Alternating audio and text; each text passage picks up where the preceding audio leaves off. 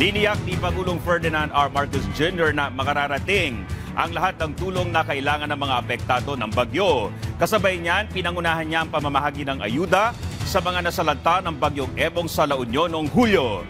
Ang detalye sa report ni Jezreel Lapizar ng BTV Cordillera. Marami sa mga residente ng San Fernando, La Union ang hindi pa tuluyang nakakabangon matapos ang pananalasa ng bagyong Emong noong Hulyo.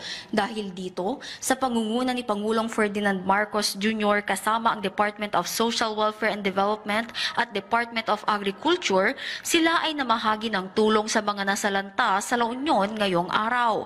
Mahigit 800 pamilya na nawalan ng bahay dahil sa bagyong Emong ang nakatanggap ng mahigit 10,000 pesos na emergency cash assistance at family food packs mula sa DSWD. Mahirap pa rin, ma'am.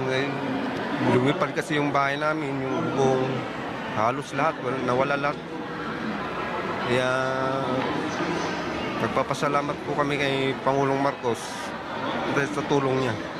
Napamahagian din ang 275 magsasaka ng fuel assistance cards na naglalaman ng 3,000 piso mula sa Department of Agriculture ng Ilocos Region.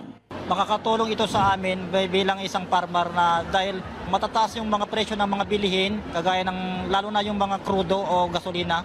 Malaking tulong para sa aming mga farmer kasi ito ay nababawas po ito sa aming gastusin. Nagpapasalamat naman ang gobernador ng La Union dahil sa pagbisita ng Pangulo. Aniya, hindi maikakailang sa mga magkakasunod na bagyong nanalasa, isa ang La Union ang malaking pinsala. And we are very happy na yung presidente ho nga natin, ganun ho ang concern niya sa amin dito, that even with the hectic schedule, he finds time to come out, reach out to our people, to show them, to let them know that they are not alone and that there is hope for them. Sa mensaheng ibinahagi ng Pangulo, sinisiguro niyang lahat ng tulong ay may papamahagi sa mga nangangailangan, lalo na sa mga nasalanta ng mga bagyo. Sinabi rin ng Pangulo, alam niyang hindi pa sapat ang mga maipapamahagi ngayon, ngunit ipinangako niyang gagawin ng pamahalaan ang lahat upang maabot lahat ng nangangailangan.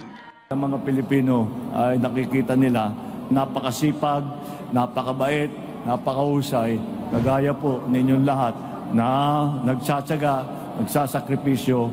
Andito lang po ang inyong pamahalaan upang tulungan kayo hanggat maaari, hanggat kaya ng pamahalaan. Nandito po kami upang tumulong. Maliban rito, binisita rin ng Pangulo ang mga pasyente sa ward at orthopedic department ng Ilocos Training Center and Medical Center.